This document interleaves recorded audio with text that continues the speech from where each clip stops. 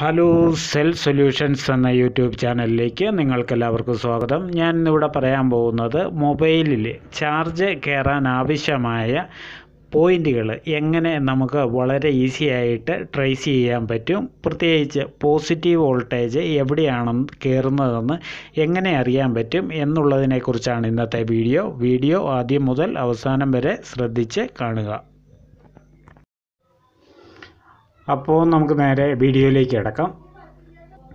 അപ്പോൾ ഇന്നത്തെ വീഡിയോയിൽ പറയുന്നത് ചാർജിങ്ങിൻ്റെ പോസിറ്റീവ് കണക്ഷൻ. ഇപ്പോൾ ചില കേസുകളിൽ USB കണക്ടർ മൊത്തം പോയിട്ട് ഇതിൽ പ്രിൻ്റ് ഒന്നും ഉണ്ടാകില്ല. അപ്പോൾ അങ്ങനെയുള്ള കേസിൽ ചില ഈ ഭാഗം എല്ലാം നശിച്ചതായിരിക്കും. അങ്ങനെയുള്ള കേസുകളിൽ നമുക്ക് എങ്ങനെ ഈ ചാർജിങ് പോസിറ്റീവ് കയറുന്ന കണക്ഷൻ നമുക്ക് കണ്ടുപിടിക്കാവുന്നതിനെക്കുറിച്ചാണ് ഇന്നത്തെ വീഡിയോ.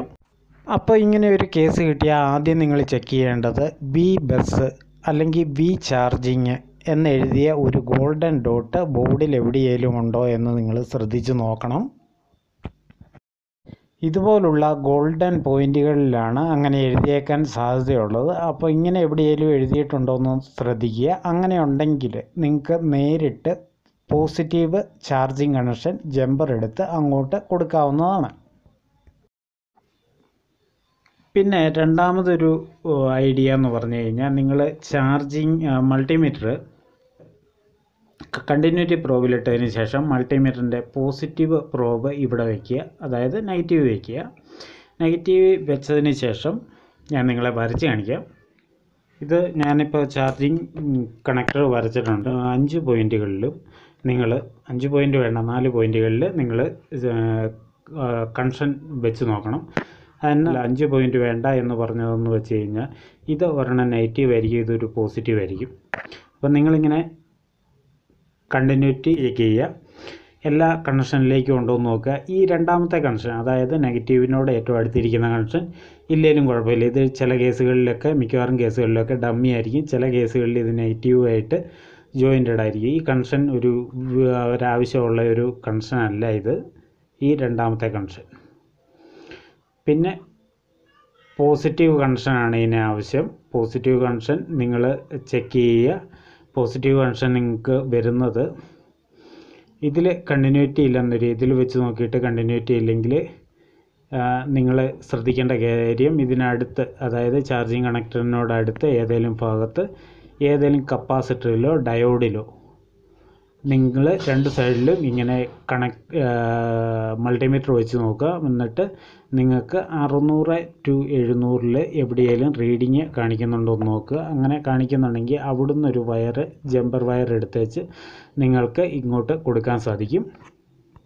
പിന്നെ ഈ കണക്ഷനിൽ നെഗറ്റീവിലാണേലും നിങ്ങളിങ്ങനെ മൾട്ടിമീറ്റർ വെച്ച് നോക്കിക്കഴിയുമ്പോൾ നിങ്ങൾക്ക് എല്ലാത്തിലും റീഡിങ് കാണിക്കുന്നുണ്ടെങ്കിൽ, പ്രത്യേകിച്ച് ഈ 2 കണക്ഷന് റീഡിങ് കാണിക്കുന്നുണ്ടെങ്കിൽ നിങ്ങളുടെ ഏകദേശം ഇവിടം വരെയുള്ള കണക്ഷൻ ഓക്കെ ആണെന്ന് കരുതാം. അഥവാ ഏതെങ്കിലും കാണിക്കുന്നില്ലെങ്കിൽ നിങ്ങൾക്ക് ആ കണക്ഷൻ പോയതാണെന്ന് കരുതാം. ആ കണക്ഷൻ പോയതാണെങ്കിൽ, ഏത് കണക്ഷൻ ആണെങ്കിലും നെഗറ്റീവ് ആണെന്നൊരു, നിങ്ങൾ നേരെ ഈ ഗോൾഡൻ കളറിൽ കാണുന്ന ഏതെങ്കിലും ഭാഗത്തേക്ക് നിങ്ങൾക്കൊരു കണക്ഷൻ നെഗറ്റീവിൽ നിന്ന് നിങ്ങൾക്ക് ജമ്പർ കൊടുക്കാവുന്നതാണ്.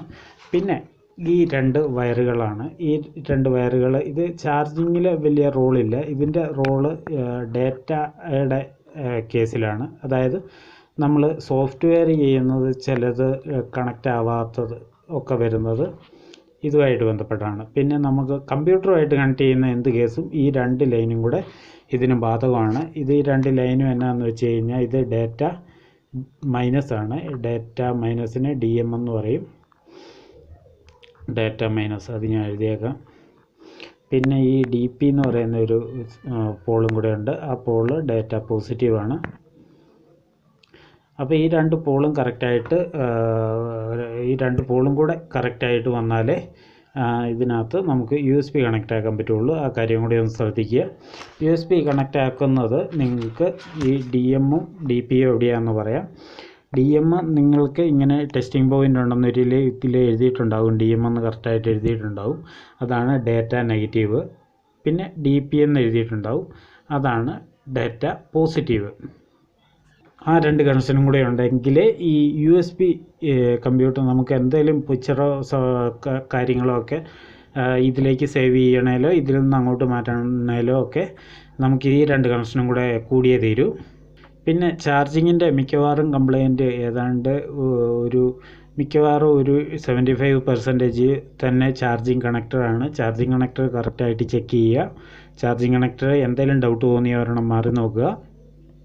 പിന്നെ മൾട്ടിമീറ്റർ പോസിറ്റീവ് ഇവിടെ വെച്ചതിന് ശേഷം മൾട്ടിമീറ്റർ ബസർ പോയിൻ്റ് ഇട്ടേച്ച് പോസിറ്റീവ് ഗ്രൗണ്ടിൽ എവിടെയെങ്കിലും വെച്ചതിന് ശേഷം നിങ്ങൾ ഇങ്ങനെ മുട്ടിച്ച് നോക്കും. ഇവിടെ മുട്ടിച്ച് നോക്കുമ്പോൾ തന്നെ ബസർ റേഞ്ചിലാണെങ്കിൽ അങ്ങനെ ഒരു സൗണ്ട് ഉണ്ടാവും.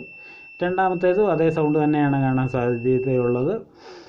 കാരണം ഇത് മിക്കവാറും സെറ്റിൽ ഗ്രൗണ്ടുമായിട്ട് ലിങ്ക് ആയിരിക്കും.